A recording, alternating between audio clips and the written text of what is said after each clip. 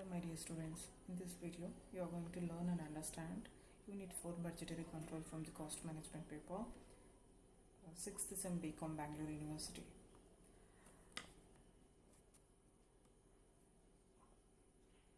I will concentrate on meaning, definition and types of budget for this session.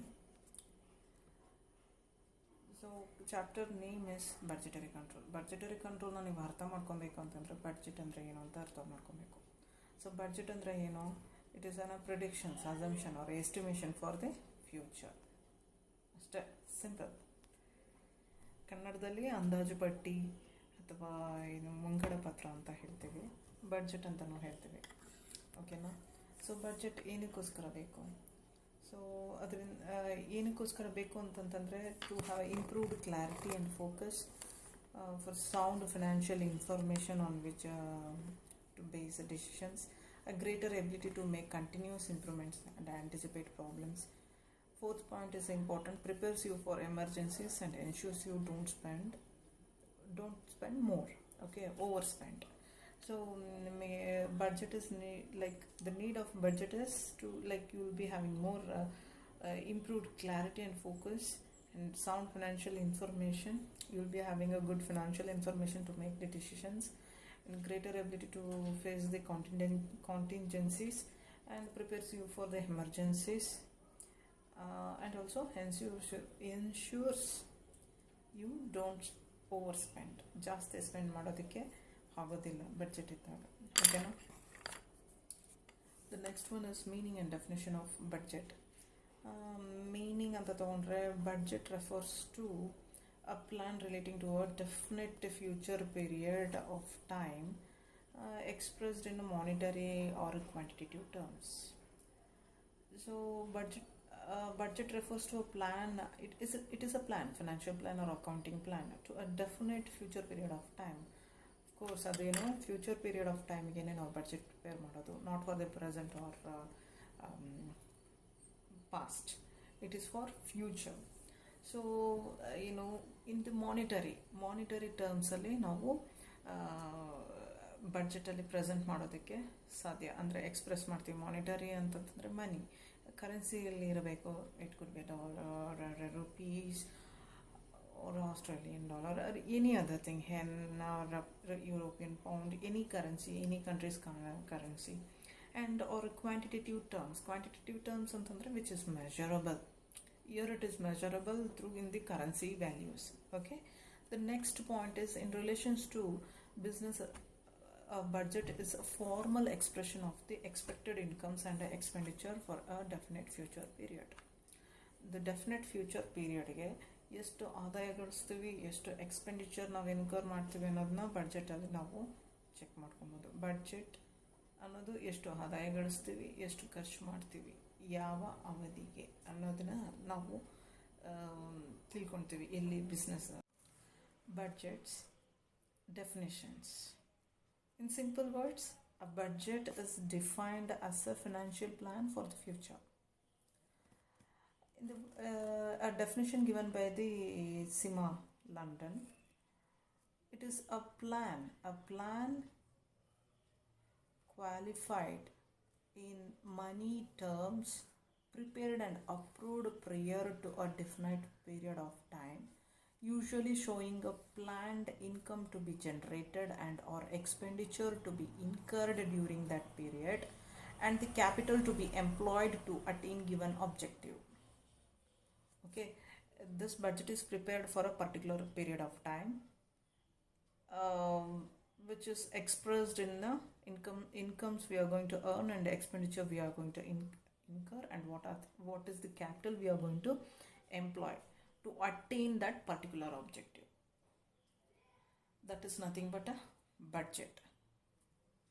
ಕನ್ನಡದಲ್ಲಿ budget ಅಂತಂದರೆ simple ಆಗಿ ಒಂದು financial plan, ಮುಂಗಡ ಪತ್ರ ಅಥವಾ ಅಂದಾಜು ಪಟ್ಟಿ, ಒಂದು ಭವಿಷ್ಯದ ಕಾಲಕ್ಕೆ ಪ್ರಿಪೇರ್ ಮಾಡೋದು, ಆ ಒಂದು ಪರ್ಟಿಕ್ಯುಲರ್ ಪ್ರಾಜೆಕ್ಟ್ನ ಈಡೇರಿಸ್ಕೊಳ್ಳೋದಕ್ಕೆ, ಆ ಪ್ರಾಜೆಕ್ಟ್ಗೆ ಸಂಬಂಧಪಟ್ಟ ಹಾಗೆ ಎಷ್ಟು ಬಂಡವಾಳ ಬೇಕು, ಎಷ್ಟು ನಮಗೆ ಆದಾಯ ಗಳಿಸ್ತೀವಿ, ಎಷ್ಟು ಖರ್ಚು ಮಾಡ್ತೀವಿ ಅನ್ನೋದನ್ನ ತಿಳ್ಕೊಳ್ತೀವಿ. ಅದನ್ನ ನಾವು ಬಡ್ಜೆಟ್ ಅಂತ ಹೇಳ್ತೀವಿ. ಮುಖ್ಯವಾಗಿ ಅದು ಮಾನಿಟರಿ ಟರ್ಮ್ಸಲ್ಲಿ ಇರುತ್ತೆ. ಓಕೆನಾ? ಮನಿ ಅಥವಾ ಮನೀಸ್ ವರ್ತನ ವ್ಯಾಲ್ಯೂ ಅಲ್ಲಿ ಇರುತ್ತೆ. The next is future of budget. So ಇದ್ರದ್ದು ಲಕ್ಷಣಗಳು ಅಂತ ಬಂದಾಗ ನಾಲ್ಕು ಥರ ಇದೆ. Financial or quantitative. ಸೊ ಡೆಫಿನೇಷನ್ಸಲ್ಲೇ ನೀವೆಲ್ಲ ತಿಳ್ಕೊಂಡಿರ್ತೀರ. ಸೊ ಫಿನಾನ್ಷಿಯಲ್ ಅಥವಾ quantitative, it is measurable. Quantitative ಅಂದರೆ ಮೆಷರಬಲ್, ಫಿನಾನ್ಷಿಯಲ್ ಅಂತಂತಂದರೆ ಫಿನಾನ್ಸಿಗೆ ಸಂಬಂಧಪಟ್ಟ ಹಾಗೆ, ಮನಿಗೆ ಸಂಬಂಧಪಟ್ಟ ಹಾಗೆ. Next prepared prior to a defined period of time. So ಆ ಒಂದು ಅವಧಿಗೆ ಸಂಬಂಧಪಟ್ಟ ಹಾಗೆ ಮೊದಲೇ ಆ ಒಂದು ಅವಧಿಗೆ ಬಡ್ಜೆಟ್ನ ಪ್ರಿಪೇರ್ ಮಾಡ್ಕೊತಾರೆ. ಸಪೋಸ್ ಮೇ ಮಂತ್ಗೆ ಬಡ್ಜೆಟ್ ಏನು ಬೇಕೋ ಅದು ಇವಾಗಲೇ ಪ್ರಿಪೇರ್ ಮಾಡ್ಕೊಳಂಗೆ. Next based on a management ಪಾಲಿಸೀಸ್ಗೆ ಅನುಗುಣವಾಗಿ ಅದಕ್ಕೆ ತಕ್ಕ ಹಾಗೆ ನಾವು ಬಡ್ಜೆಟ್ನ ಪ್ರಿಪೇರ್ ಮಾಡಬೇಕು. Rules and regulations of the business ಫರ್ಮ್ಗೆ ಸಂಬಂಧಪಟ್ಟ ಹಾಗೆ ಅದನ್ನು ಅಳವಡಿಸ್ಕೊಂಡೆ ನಾವು ಏನು ಮಾಡ್ತೀವಿ, ಬಡ್ಜೆಟ್ನ ಪ್ರಿಪೇರ್ ಮಾಡ್ತೀವಿ. Prepared for the purpose of attaining a given objective.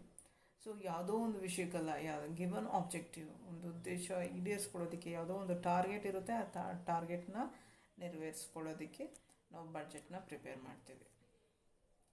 Next types of budget ಅಂತ ಬಂದಾಗ, so you have got many types of budget. It is classified into 3 parts, but now you shall just before going to that you just understand how this budget is prepared, how they are going to plan in the organizations or in the companies. Okay, sales budget ಅಂತ ತಗೊಳ್ಳೋಣ. ಇವಾಗ ನಾವು ಒಂದು 100 kgs of Mysuru Pak sale ಮಾಡಬೇಕು ಅಂತಂತಂದರೆ ಅದಕ್ಕೆ ನಾವು sales budget ಹಾಕ್ಕೊತೀವಿ. So ನಮ್ಮಲ್ಲಿ ಇರೋ ರಿಸೋರ್ಸಸ್ನೆಲ್ಲ ಚೆಕ್ ಮಾಡ್ಕೊತೀವಿ. ಸೊ ಸೇಲ್ಸ್ ಬಡ್ಜೆಟ್ನ ಪ್ರಿಪೇರ್ ಮಾಡಬೇಕು ಅಂತಂತಂದರೆ ಪ್ರೊಡಕ್ಷನ್ ಬಡ್ಜೆಟ್ ಅಂದರೆ ನಮಗೆ sales 100 kgs of Mysuru Pak ಅಂತಂದರೆ ನಮ್ಮಲ್ಲಿ ಪ್ರೊಡಕ್ಷನ್ ಕೆಪಾಸಿಟಿ ಎಷ್ಟಿದೆ ಅನ್ನೋದನ್ನ ತಿಳ್ಕೊಬೇಕು. ಸೊ ಪ್ರೊಡಕ್ಷನ್ ಕೆಪಾಸಿಟಿ 25 kgsಗೆ ಆಗೋದಾ ಇದೆಯಾ ಅಥವಾ 100 kgsಗೆ ಮಾಡಬಹುದಾ ಅನ್ನೋದನ್ನು ನಾವು ಫಸ್ಟ್ ಪ್ರೊಡಕ್ಷನ್ ಬಡ್ಜೆಟ್ನ ಪ್ರಿಪೇರ್ ಮಾಡ್ಕೊತೀವಿ. ಪ್ರೊಡಕ್ಷನ್ ಬಡ್ಜೆಟ್ನ ಪ್ರಿಪೇರ್ ಮಾಡಬೇಕು ಅಂತಂದ್ರೆ ಏನು, ನಮ್ಮಲ್ಲಿ ರಾ ಮೆಟೀರಿಯಲ್ಸ್ ಎಷ್ಟಿದೆ, ಲೇಬರ್ಸ್ ಎಷ್ಟಿದ್ದಾರೆ, ಓವರ್ ಹೆಡ್ಸ್ ಎಕ್ಸ್ಪೆನ್ಸಸ್ ಎಷ್ಟು ಆಗಬಹುದು, ಇದನ್ನೆಲ್ಲನೂ ಕೂಡ ಇದಕ್ಕೂ ಸಪ್ರೇಟಾಗಿ ಬಡ್ಜೆಟ್ನ ಪ್ರಿಪೇರ್ ಮಾಡ್ತಾರೆ. Material budget, labour budget, over heads budget ಅಂತ. ಸೊ ಈ ಎಲ್ಲದರಲ್ಲೂ ರೆಸಿಪ್ಟ್ಸ್ ಆ್ಯಂಡ್ ಪೇಮೆಂಟ್ಸ್ ಇರೋದ್ರಿಂದ ಕ್ಯಾಶ್ ಬಡ್ಜೆಟ್ ಎಲ್ಲನೂ ಸೇರಿಸಿ ಕ್ಯಾಶ್ ಬಡ್ಜೆಟ್ ಅಂತ ಪ್ರಿಪೇರ್ ಮಾಡ್ತೇವೆ. ಓಕೆ, ಇನ್ನೊಂದಿದೆ ಮಾಸ್ಟರ್ ಬಡ್ಜೆಟ್ ಅಂತ. ಎಲ್ಲ ಬಡ್ಜೆಟ್ದು ಬ್ಲೂ ಪ್ರಿಂಟ್ ಮಾಸ್ಟರ್ ಬಡ್ಜೆಟ್ ಅಂತ ನಾವು ಕರಿತೀವಿ. ಇನ್ನೊಂದಿದೆ. ಸೊ ಇದಿಷ್ಟು ಎಕ್ಸಾಂಪಲ್ಸು. ಈ ರೀತಿ ಬಡ್ಜೆಟ್ಸ್ಗಳು ಉಟ್ಕೊತೇವೆ. ಒಂದೊಂದು ಆ್ಯಕ್ಟಿವಿಟಿಗೂ ಒಂದೊಂದು ಬಡ್ಜೆಟ್ನ ನಾವು ಪ್ರಿಪೇರ್ ಮಾಡ್ತೀವಿ. ಸೊ ಇಲ್ಲಿ ನೋಡಿ, ಇಲ್ಲಿ ಡೀಟೇಲ್ ಆಗಿ ಕ್ಲಾಸಿಫಿಕೇಷನ್ ಆಫ್ ಬಡ್ಜೆಟ್ ಇದೆ. 3 types. First it is related to the function. So ಯಾವ ಆ್ಯಕ್ಟಿವಿಟೀಸ್ ಆ ಆ್ಯಕ್ಟಿವಿಟಿಗೆ ಸಂಬಂಧಪಟ್ಟ ಹಾಗೆ ಬಡ್ಜೆಟ್ನ ಇಷ್ಟು ಥರ ಬಡ್ಜೆಟ್ಸ್ನ ಕ್ಲಾಸಿಫೈ ಮಾಡ್ಕೊಂಡಿದ್ದಾರೆ ಫಂಕ್ಷನ್ದ ಆಧಾರದ ಮೇಲೆ. ಸೊ ಫ್ಲೆಕ್ಸಿಬಿಲಿಟಿ ಅಂತ ಬಂದಾಗ ಫಿಕ್ಸ್ಡ್ ಇದೆ, ಫ್ಲೆಕ್ಸಿಬಲ್ ಅಂತಿದೆ. ಇದನ್ನು ಇನ್ ಡೀಟೇಲ್ ನೆಕ್ಸ್ಟ್ ಸ್ಲೈಡಲ್ಲಿ ನೋಡೋಣ. ಆ್ಯಂಡ್ ಟೈಮು ಅಷ್ಟೇ, ಟೈಮ್ ಆಧಾರದ ಮೇಲೆ ಲಾಂಗ್ ಟರ್ಮ್ ಇರುತ್ತೆ, long term budget, short term ಇದ್ದರೆ short term budget, current budget, rolling budget ಅಂತಲೂ ಪ್ರಿಪೇರ್ ಮಾಡ್ತಾರೆ. So meaning and types of functional budget ನೋಡಿ, ನಿಮಗೆ ಎಕ್ಸಾಮಿನೇಷನ್ ಪಾಯಿಂಟ್ ಆಫ್ ವ್ಯೂ ನಿಮ್ಮ ಸಿಲೆಬಸ್ಸಲ್ಲಿ ಕೊಟ್ಟಿರೋದು ಫಂಕ್ಷನಲ್ ಬಡ್ಜೆಟಲ್ಲಿ sales budget, production budget, theory part ನೀವು ತಿಳ್ಕೊಬೇಕು. And also cash and flexible budget, theory and problems ನೀವು ಪ್ರಿಪೇರ್ ಮಾಡೋದು ತಿಳ್ಕೊಬೇಕು. ಸೊ ಅದನ್ನು ಜಾಸ್ತಿ ಕಾನ್ಸಂಟ್ರೇಟ್ ಮಾಡಿದ್ದೀನಿ. ಸೊ ಫಸ್ಟ್ ನಾವು ಫಂಕ್ಷನಲ್ ಬಡ್ಜೆಟ್ ಅಂದರೆ ಏನಂತ ತಿಳ್ಕೊಳ್ಳೋಣ. It is a budget which relates to a function such as sales, production, purchase etcetera. ಒಂದು ಕಾರ್ಯಕ್ಕೆ ಸಂಬಂಧಪಟ್ಟಿರೋ ಹಾಗೆ ಅದರದ್ದು ಫಂಕ್ಷನ್, ಓಕೆ, ಯಾವ ಆ್ಯಕ್ಟಿವಿಟಿಗೆ ಸಂಬಂಧಪಟ್ಟ ಹಾಗೆ ಸೇಲ್ಸು, ಪ್ರೊಡಕ್ಷನು, ಪರ್ಚೇಸ್ ಬಡ್ಜೆಟ್ ಅಂತ ನಾವು ಪ್ರಿಪೇರ್ ಮಾಡ್ತೀವಿ. ಈ ಥರ ಆ್ಯಕ್ಟಿವಿಟೀಸ್ ಇನ್ವಾಲ್ವ್ ಆಗಿ ಆಕ್ಟಿವಿಟೀಸ್ಗೆ ಸಂಬಂಧಪಟ್ಟಿರೋದ್ರಿಂದ ಅದನ್ನ ನಾವು ಫಂಕ್ಷನಲ್ ಬಡ್ಜೆಟ್ ಅಂತ ಹೇಳ್ತೀವಿ. Next important functional budget are as follows. So the first one is sales budget. Okay, so you have got many types of budget under the function budget, but we are going to concentrate only the sales and production. Okay, so sales budget, it is a statement of planned sales in terms of quantity and value. The sales budget forecasts what the company can reasonably sell to its customers during the budget period. ಈ ಇವಾಗ ಈ ಒಂದು ತಿಂಗಳಿಗೆ ನಾವು ಎಷ್ಟು sales ಮಾಡಬೇಕು ಕಸ್ಟಮರ್ಸ್ಗೆ ಅಂತ ಅಂದ್ಕೊಂಡಿರ್ತೀವಿ. So ಅದಕ್ಕೆ ಇರೋ ಡಿಮ್ಯಾಂಡು ಮತ್ತು ಸಪ್ಲೈ, ನಮ್ಮ ಹತ್ರ ಇರೋ ಪ್ರೊಡಕ್ಷನ್ ಕೆಪಾಸಿಟಿ ಮೇಲೆ ನಾವು ಇಷ್ಟೇ ಸೇಲ್ಸ್ನ ಮಾಡಬೇಕು ಅಂತ ಅಂದ್ಕೊಂಡಿರ್ತೀವಿ ಆ ಒಂದು ಪರ್ಟಿಕ್ಯುಲರ್ ಪ್ರಾಡಕ್ಟನ್ನ. ಸೊ ಅದೇ ಜಹಾಂಗೀರ್ ತೊಗೊಳ್ಳಿ, ಮೈಸೂರು ಪಾಕ್ ತೊಗೊಳ್ಳಿ, ಇಷ್ಟೇ ಸೇಲ್ಸ್ ಆಗಿರಬೇಕು, 100 kgs ಆಗಿರಬೇಕು, 200 kgs ಈ ಮಂತ್ಗೆ ಸೇಲ್ ಮಾಡಬೇಕು ಅಂತ ಅಂದ್ಕೊಂಡಿದ್ರೆ ಅದಕ್ಕೆ ತಕ್ಕ ಹಾಗೆ ನಮ್ಮ ಹತ್ರ ರಾ ಮೆಟೀರಿಯಲ್ಸ್ ಇದೆಯಾ, ಮೆಷಿನರೀಸ್ ಇದೆಯಾ, ಇದನ್ನೆಲ್ಲ ನಾವು ಚೆಕ್ ಮಾಡ್ಕೊತೀವಿ. ಸೊ ಎಷ್ಟು ಕ್ವಾಂಟಿಟಿ ಉತ್ಪಾದನೆ ಮಾಡ್ತೀವಿ, ಏನು ವ್ಯಾಲ್ಯೂ ಅಂದರೆ ಎಷ್ಟು ರೂಪಾಯಿಗೆ ಅದನ್ನ ಸೇಲ್ ಮಾಡ್ತೀವಿ ಅನ್ನೋದನ್ನು ಕೂಡ ಸೇಲ್ಸ್ ಬಡ್ಜೆಟಲ್ಲಿ ಮೆನ್ಷನ್ ಮಾಡ್ತೀವಿ. ಅದನ್ನ ಸೇಲ್ಸ್ ಬಡ್ಜೆಟ್ ಪ್ರಿಪೇರ್ ಮಾಡ್ಕೊತೀವಿ.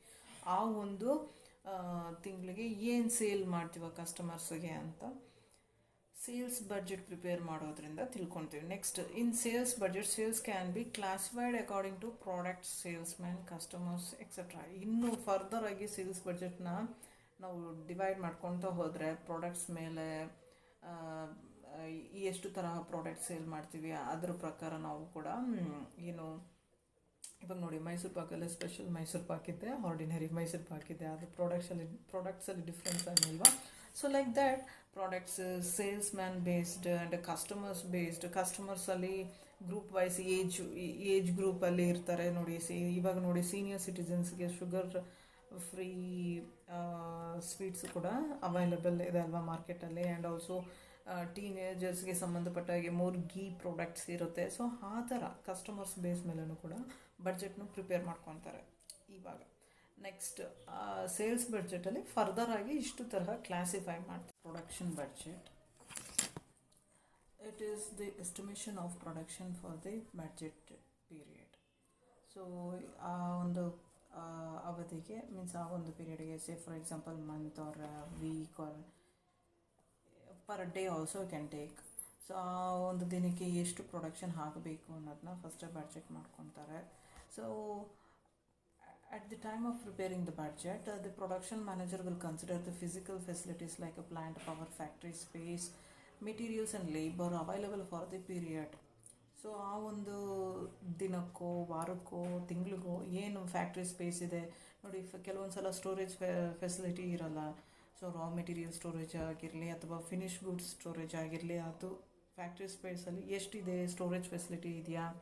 And also number of labour ವರ್ಕರ್ಸ್ನ ಇನ್ಕ್ರೀಸ್ ಮಾಡಿದ್ರು, ಕೆಪಾಸಿಟಿ ಇನ್ಕ್ರೀಸ್ ಮಾಡಿದ್ರು ಅಲ್ಲಿ ಸ್ಥಳ ಇದೆಯಾ, ಅಷ್ಟು ಸ್ಪೇಸ್ ಇದೆಯಾ ಫ್ಯಾಕ್ಟ್ರಿಲಿ ಅನ್ನೋದನ್ನ ಕೂಡ ಬೇಕಾಗಿರುತ್ತೆ. ಪವರ್ ಇದೆಯಾ, ಇಂಡಸ್ಟ್ರಿಯಲ್ ಪವರ್ ಅದರಲ್ಲಿ ಎಷ್ಟು ವಾಟ್ಸ್ ಇದೆ ಅದೆಲ್ಲ ತಿಳ್ಕೊಬೇಕಾಗಿರುತ್ತೆ. ಅವರು ಕನ್ಸಿಡರ್ ಮಾಡ್ತಾರೆ ಯಾರು, production manager. Plant and materials ನೋಡಿ, ನಮಗೆ ನಮಗೆ ಇದೆಲ್ಲ ಪ್ಲ್ಯಾಂಟು, ಪವರು, ಫ್ಯಾಕ್ಟ್ರಿ ಸ್ಪೇಸ್ ಇದ್ರೂ ಕೂಡ ಮೆಟೀರಿಯಲ್ ಸಪ್ಲೈಯರ್ಸ್ ಇರೋಲ್ಲ ಕೆಲವೊಂದು ಸಲ.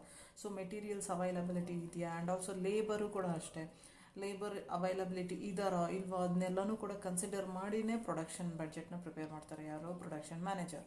The production budget is based on the sales budget. So sales budget ನಾವು ಎಷ್ಟು ಸೇಲ್ಸ್ ಬಡ್ಜೆಟ್ನ ನೋಡಿನೇ ಪ್ರೊಡಕ್ಷನ್ ಬಡ್ಜೆಟ್ನ ಕೂಡ ಪ್ರಿಪೇರ್ ಮಾಡ್ತಾರೆ. ಯಾಕಂದರೆ ಎಷ್ಟು ಸೇಲ್ಸ್ ನಾವು ಇನ್ಕ್ರೀಸ್ ಮಾಡಬೇಕು, ಎಷ್ಟು ಸೇಲ್ಸ್ ಮಾಡಬೇಕು ಅಂತ ಒಂದು ಕ್ವಾಂಟಿಟಿ ಗೊತ್ತಾಗೋದೇ ಎಲ್ಲಿ, ಸೇಲ್ಸ್ ಬಡ್ಜೆಟಲ್ಲಿ. The budget may be expressed in terms of quantities or money or both.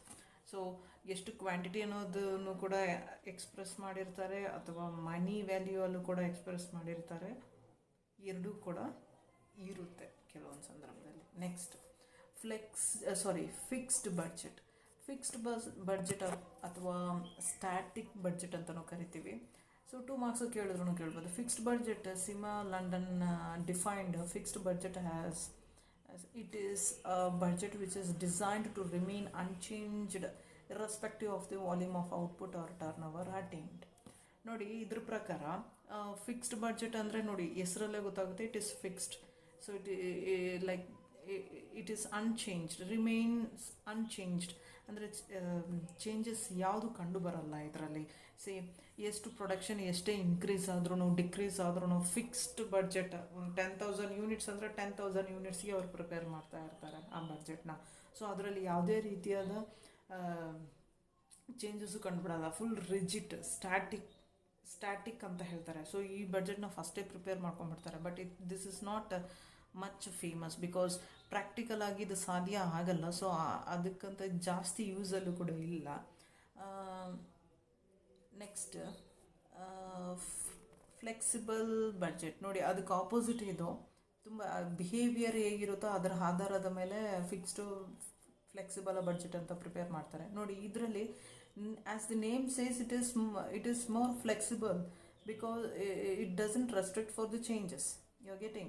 So as per the Sima London defined the flexible budget as it is a budget which by recognizing the difference in behavior between the fixed and variable cost in a relation to fluctuations in output, turnover or other variable factors such as number of employees is designed to change appropriately with such fluctuations. Say for example, factory 50% ಅಲ್ಲಿ run ಆಗ್ತಿರುತ್ತೆ.